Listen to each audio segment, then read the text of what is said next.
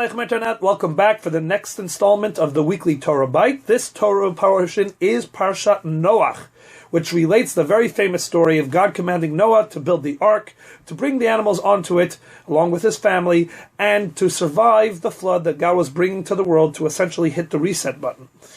Now, almost as famous as the story itself is the iconic image of the ark. And as most people know it, it is this boat-like thing with a house-like thing on top of it, perhaps the two giraffes sticking their necks out. But the truth is that that image that is so pervasive in our culture and our history is incorrect, factually and historically. And one does not have to look too far to be a great scholar to actually find what the structure of the ark looked like. It's actually in the verses itself. And the way the ark really looked like is something like this. It's really just a big oblong box that tapered towards the top. And if I was a shipbuilder, I would look at this and say, and have a heart attack. What kind of ship is this? What kind of boat is this that's being constructed here?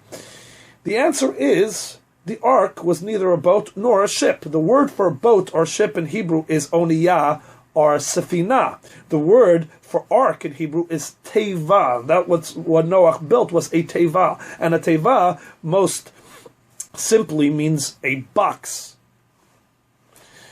Now, why is it that God, in fact, asked Noach to build a box rather than a ship or a boat? And the answer is because a ship and a boat serve a very specific purpose. They are created or designed to help an individual go from point A to point B while traversing water. In other words, it's destination-minded. And that is why the ship is created with a tapered hull and a prow, so that it can glide and cut through the water with as little effort as possible on its way to its destination. However, Tevat Noach, Noah's ark, was not meant to go anywhere. It was not meant to leave from one destination and arrive at another.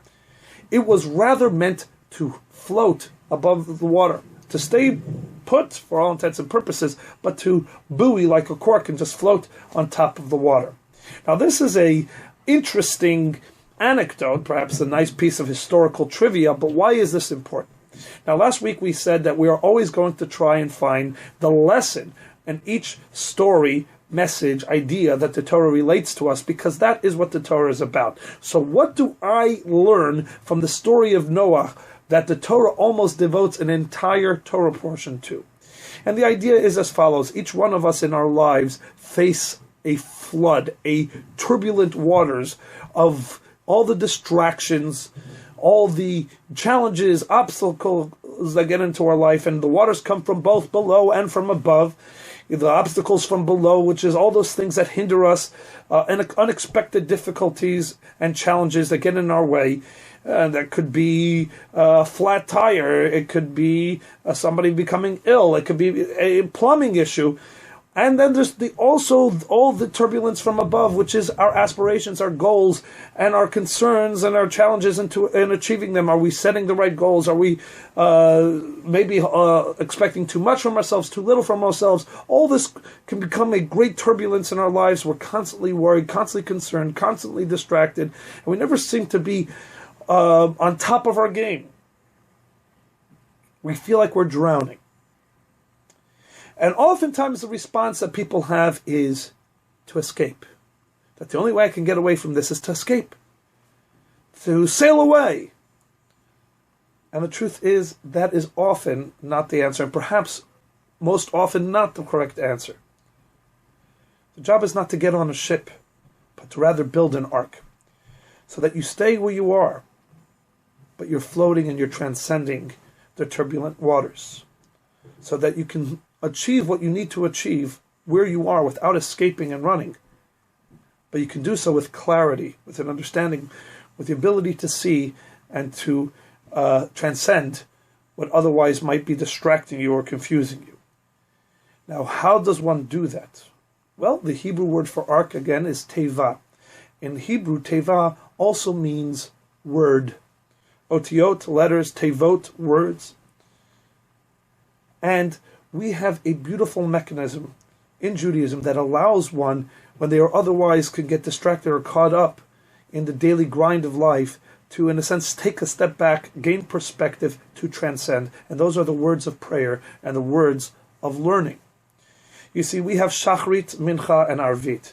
A prayer at the beginning of the day, a prayer smack dab in the middle of the day, prayer at the end of the day. And that is not so much because God demands for us to pay him his dues, but more because it helps us when we start the day with words of prayer in which we lay out all the blessings that God has given us, and also all the abilities that God has given us, and also all that is expected of us. That helps us, in a sense, sort through the noise, through the turbulence, through the distractions, and gives us a clarity of purpose and of our abilities straight from the get-go as we start the day. And then when in the middle of the day that life might be overwhelming us again, then we break and we have a mincha. We say, once again, get clarity, get understanding, take a break, take a moment, transcend. And then Arvit, we close out the day with once again reiterating what was our purpose, what we achieved. We can take stock, did we do it? And so begin the next day, the next cycle. So when one feels that maybe it's a little too much, they are drowning, don't look to escape, to sail away. Rather look to transcend. And to each and every one of us, we can think of how that is in our own lives. So I wish you much success in your effort to really take life by the bulwark, to rise above the turbulent waters and to blaze a trail of light and goodness. This week's TorahByte was dedicated in the merit and in the memory of those that have been taken from us in the terrible terrorist attacks that Israel is facing right now, and also on the merit for a speedy recovery for all those that need it. May we hear about peace in our holy land and around the world.